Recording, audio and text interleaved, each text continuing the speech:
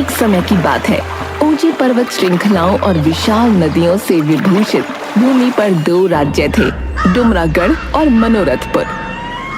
इन राज्यों पर शासन करने वाले राजा कभी मित्र हुआ करते थे, जो समृद्धि और शांति के साथ हमेशा एकजुट थे।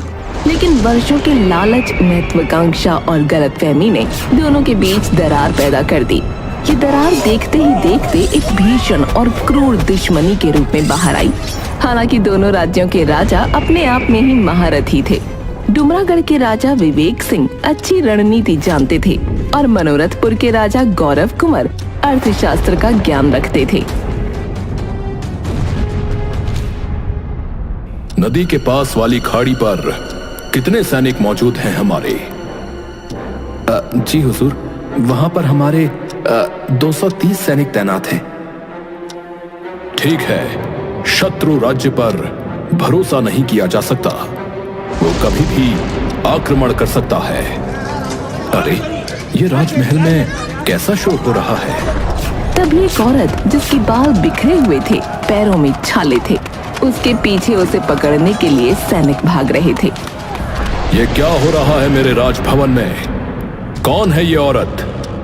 सिपाही औरत को पकड़ने में कामयाब रहे। महाराज, ये महिला बार बार किसी जादुई लकड़ी का जिक्र कर रही है। कह रही है कि उस लकड़ी को ढूंढने का समय आ गया है। मंत्री जी, इस महिला के मस्तिष्क की स्वास्थ्य जांच करवाई जाए। इसका इलाज शाही वैद्य द्वारा करवाया जाए। मैं पागल नहीं हूँ महाराज, मैं आपको आगाह कर रही हूँ। खतरा सर पर मंडरा रहा है। जितना जल्दी हो सके वो जादुई लकड़ी ढूंढ लीजिए। देवी, आप कौन सी जादुई लकड़ी की बात कर रही हैं? जादुई कुछ नहीं होता। मैंने कहा ढूंढो, सिर्फ वही कर सकती है तुम्हारी मदद। उसकी तलाश करो जो रास्ता जानता है लेकिन छाया में छुपा रहता है। तलाश करो, तलाश करो। सिपाही उस औरत को वहां से फौरन ले गए। अभी महल में जो भी हुआ उसके लिए मैं क्षमा चाहता हूँ। महाराज, राजभवन की सुरक्षा बढ़ानी होगी। कोई भी राजभवन में घुस आता है। कोई भी उस औरत की बात नहीं समझ पाया। एक दिन विवेक सिंह शाम को जब गलियारे में घूम रहे थे, तभी उन्हें एक कमरे के अंदर से ठंडी हवाओं का आभास हुआ। राजा को लगा कि शायद कोई खिड़की खुली रह गई। राजा जब कमरे में दाखिल हुए तो उन्होंने देखा सामने एक पुश्तैनी किताब रखी है। ऐसा लग रहा था कि मानो वो पुश्तैनी किताब राजा को अपनी ओर खींच रही है। ये पुस्तक? जब मेरे दादाजी वीर प्रताप उत्तर की तरफ बढ़ रहे थे, तब उन पर आक्रमण कर दिया गया था और उस आक्रमण में ये किताब भी नष्ट हो गई थी। क्या वो सब मैंने गलत सुना था? और अगर वो सत्य था तो ये पुस्तक यहां कैसे? ढेर सारे सवालों के साथ राजा उस किताब को अपने हाथ में उठाते हैं। वो किताब राजा की पुश्तैनी किताब थी। उस किताब में उन सभी बातों का जिक्र था जो राजमहल से जुड़े हुए थे। पहले पन्ने पर एक संदूक की तस्वीर थी, दूसरे पन्ने पर एक चाबी। अरे, ये संदूक तो पिताश्री ने शाही खजाने में छुपा कर रखवा दिया था। और ये चाबी भी, ये इसी संदूक की चाबी है। उस किताब में मौजूद सभी पन्नों पर तस्वीरें जानी पहचानी थीं, लेकिन एक तस्वीर ने राजा के मन को झकझोर कर रख दिया। उस पन्ने पर एक अद्भुत लकड़ी की तस्वीर थी। उस लकड़ी की तस्वीर से ऐसा तेज आ रहा था कि मानो वो लकड़ी राजा को अपने पास बुला रही है। इस लकड़ी के बारे में तो मैंने कुछ नहीं सुना। राजा उस तस्वीर को स्पर्श करते हैं। तस्वीर को स्पर्श करते ही राजा खुली आंखों से एक स्वप्न देखने लगे। उत्तर दिशा की ओर सबसे ऊंचा पर्वत, उसकी चोटी की एक गुफा के अंदर से तेज रोशनी आ रही थी। इतने में ही राजा उस किताब को नीचे रखकर अपने कदम पीछे लेते हैं। वो कुछ समझ पाते कि इतने में ही पीछे से नगाड़े बजने लगे। राजा फौरन अपनी तलवार निकालकर महल की तरफ भागे। उन्होंने देखा वहां सब कुछ सामान्य था। सिपाहियों, ये नगाड़ा किसने बजाया? इतनी उद्दंडता करने का साहस किसने किया? महाराज, नदी के पास वाली घाटी पर शत्रु ने आक्रमण कर दिया है महाराज। ना कोई संदेश, ना ही युद्ध का कोई पैगाम। अचानक से मनोरथपुर के सैनिक हमारी सेना पर टूट पड़े हैं। क्या? जितना हो सके उतने सैनिकों को वहां तैनात किया जाए, जल्द से जल्द। लगता है ये सेना की आपसी अनबन की वजह से हुआ है। ढेर सारे सैनिकों को नदी के पास वाली खाड़ी की तरफ रवाना किया गया। युद्ध बहुत भीषण था। अब तो मनोरथपुर की सेना ने धीरे धीरे गांव की तरफ कदम रखना शुरू कर दिया था। अब युद्ध का प्रभाव आम जनता पर भी पड़ने लगा। ऐसे देखते ही देखते कुछ हफ्तों से महीने और महीनों से अब वर्ष बीतने वाले थे, लेकिन युद्ध खत्म होने का नाम ही नहीं ले रहा था।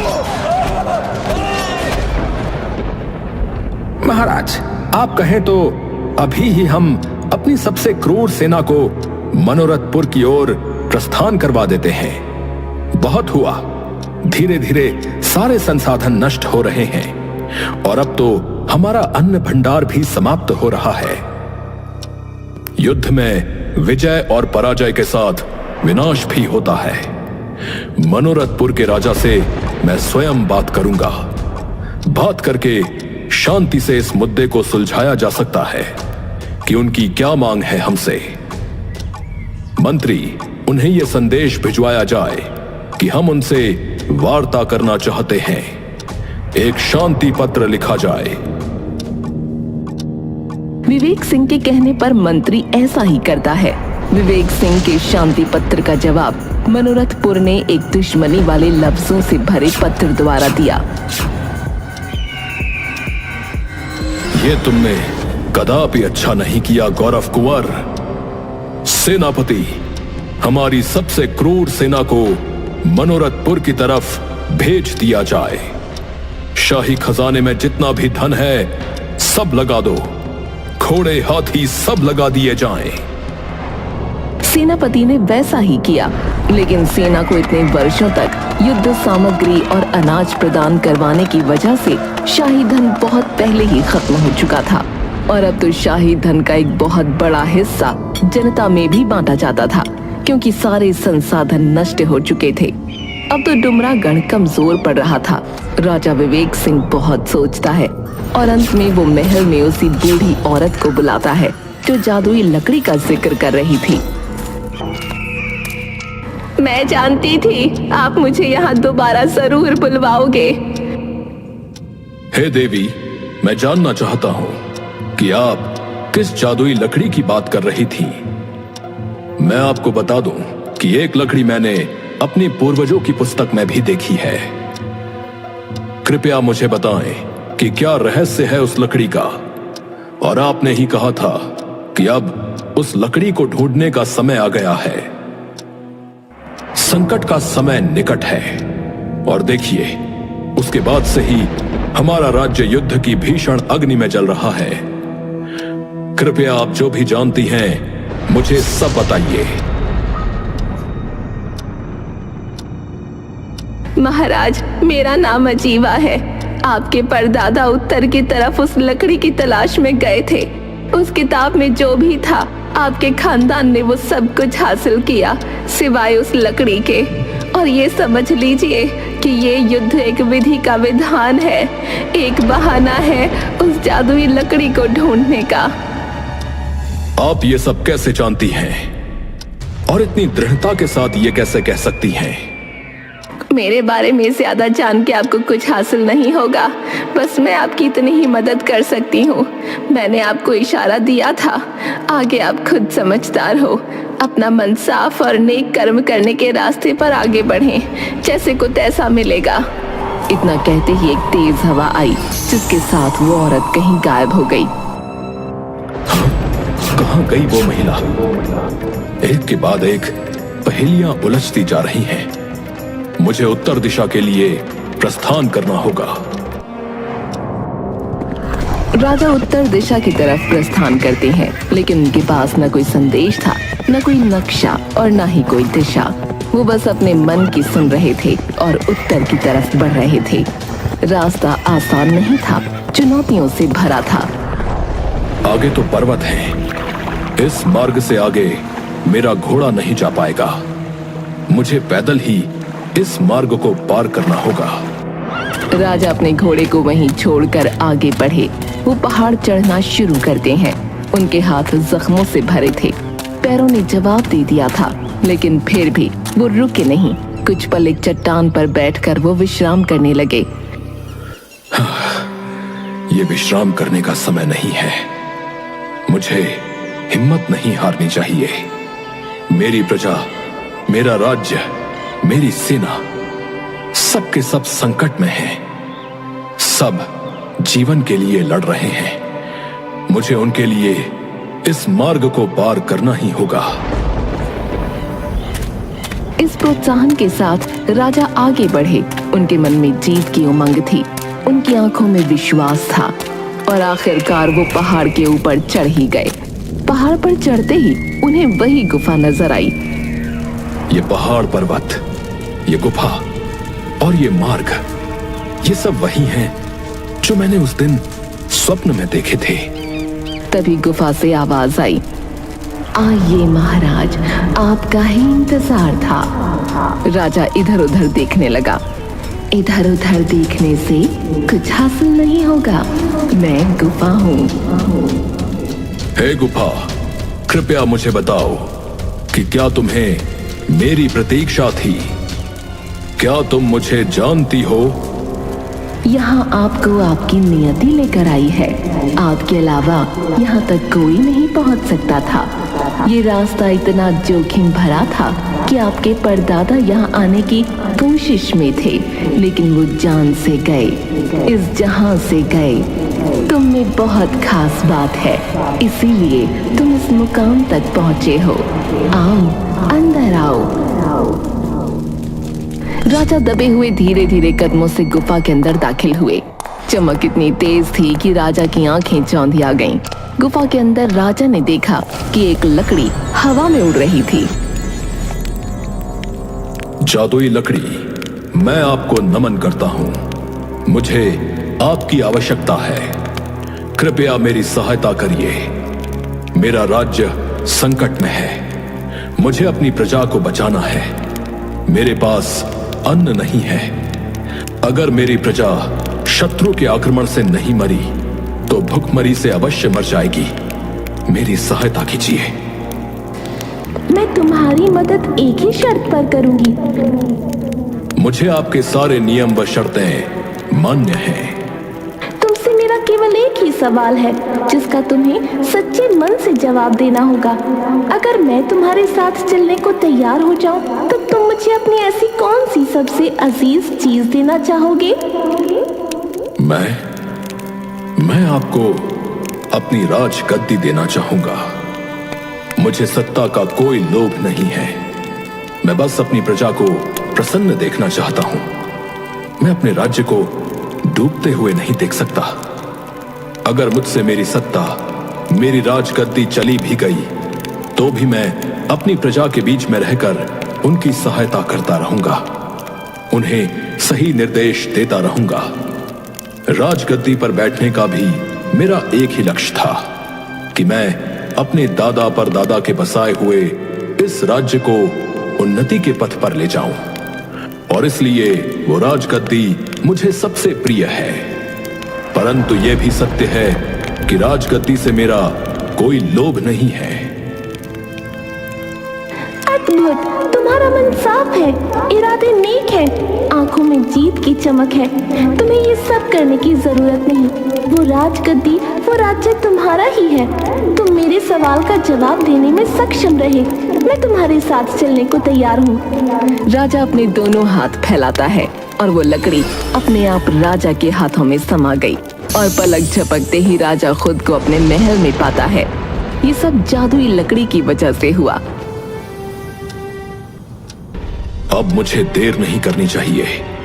मुझे अपनी तलवार लेकर रणभूमि में उतरना चाहिए। जादुई लकड़ी में इतनी शक्ति थी कि एक ही बार से दुश्मन की सारी सेना ध्वस्त हो सकती थी। ये क्या? चारों तरफ विध्वंस ही विध्वंस। मनोरथपुर के राजा गौरव कुंवर, मैं तुम्हें एक आखिरी चेतावनी दे रहा हूं। अगर तुम भलाई चाहते हो तो इसी वक्त इस युद्ध को रोक दो, क्योंकि विजय किसी को प्राप्त नहीं होगी। प्राप्त होगा तो मात्र दर्द, लोगों की चीख पुकार। मुझे बताओ, तुम क्या चाहते हो? हम मिलकर बात करते हैं। तुम कायर हो। तुम इतने वर्षों के बाद आज पहली बार रणभूमि में आए हो, परंतु एक कार्य तुमने अच्छा किया कि आते ही अपने काम का सवाल पूछ लिया। और तुम्हें देखकर लगता है कि तुम काम का सामान भी लेकर आए हो। मैं कुछ समझा नहीं। तुम्हारे हाथ में यह जादुई अद्भुत चमकती हुई लकड़ी है। मुझे यह चाहिए तुमसे, जिसे कोई प्राप्त नहीं कर सका, तुम्हारे परदादा भी नहीं। पर मैं जानता था कि तुम इस लकड़ी को अवश्य प्राप्त कर लोगे, और इस युद्ध का उद्देश्य मात्र ये लकड़ी ही है। ये जादुई लकड़ी मेरे हवाले कर दो। मैं वचन देता हूं कि इसके बाद मैं शांति ध्वज फहराऊंगा। तुम जैसा इस लकड़ी के विषय में सोच रहे हो, ऐसा कदापि नहीं है। यह कोई साधारण लकड़ी नहीं है जो तुम्हारी आज्ञा का पालन करेगी। लोभवश लिया गया कोई भी निर्णय कभी भी हितकारी साबित नहीं हुआ है। मैं अभी चाहूं तो इस जादुई लकड़ी को कहकर तुम्हें पराजित कर सकता हूं, तुम्हारा राज्य अपनी मुट्ठी में कर सकता हूं, परंतु फिर तुम में और मुझ में क्या फर्क रह जाएगा? आखिरकार तुम मेरे पुराने मित्र हो। अगर तुम ये जादुई लकड़ी ही चाहते हो तो ले लो। इसके बाद विवेक सिंह वो जादुई लकड़ी गौरव कुमार के हाथ में रख देता है। लकड़ी हासिल करते ही गौरव कुमार एक गहरी मुस्कान के साथ लकड़ी को आज्ञा देता है। जादुई लकड़ी, इसी वक्त विवेक सिंह के सभी सैनिकों को बंदी बना लो, और साथ ही साथ इसकी प्रजा को भी। अब से यह राज्य मेरा हुआ, और ऐसे ही धीरे धीरे विश्व के हर राज्य पर मेरा कब्जा होगा, और मैं जग का दाता बन जाऊंगा। गौरव कुमार ऐसा कहकर एक भयानक हंसी हंसने लगा। गौरव कुमार के हंसने के साथ साथ धीरे धीरे उसकी खुद की ही जनता और उसके सैनिकों के पैरों और हाथों में बेड़ियां लग गईं। धीरे धीरे पूरे गांव में आग फैलती गई। लोगों की चीख पुकार गांव से बाहर तक सुनाई दे रही थी। चारों तरफ अफरा तफरी का माहौल था। अरे, ये क्या हुआ? मेरे साथ लगता है कि छल हुआ है। मेरी प्रजा, मेरे सैनिक, मेरा राज्य जल रहा है। विवेक सिंह, तुमने मेरे साथ छल किया है। तभी वो जादुई लकड़ी हवा में उड़ते हुए बोली, जिसके मन में जो होता है उसे वैसा ही फल मिलता है। मैं कोई मामूली लकड़ी नहीं हूँ। हर कोई मुझे हासिल नहीं कर सकता। मैं बुराई का साथ नहीं देती।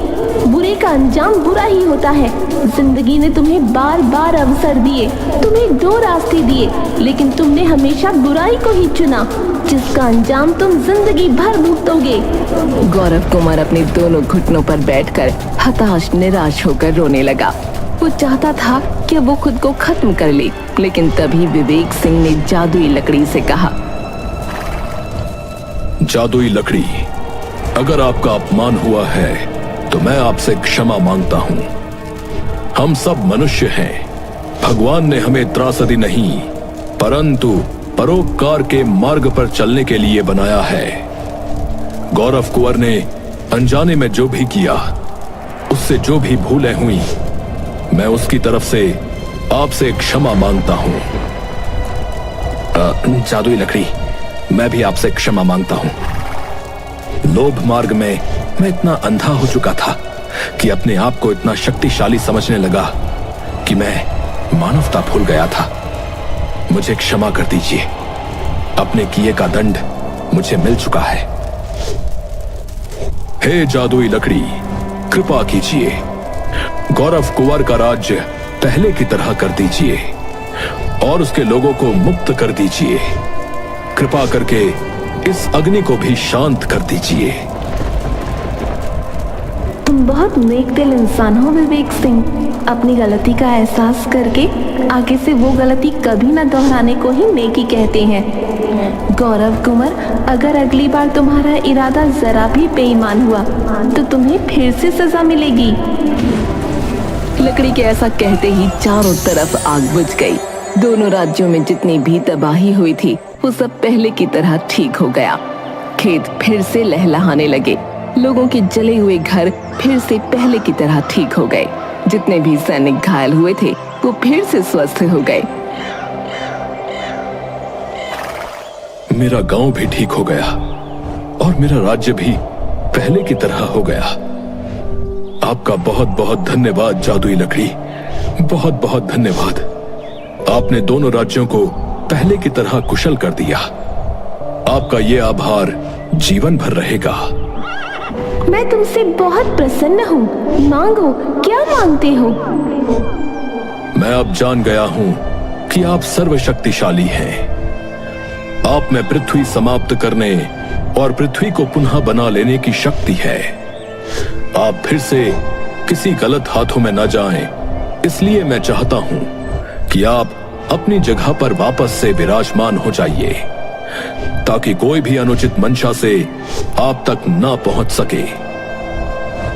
अभी भी तुमने सही फैसला लिया विवेक सिंह। तुम्हें जब भी मेरी जरूरत हो बस मुझे याद कर लेना, मैं तुम्हारी मदद करने जरूर आऊंगी। और इसी के साथ जादुई लकड़ी वहां से गायब हो गई और वापस से गुफा के अंदर विराजमान हो गई।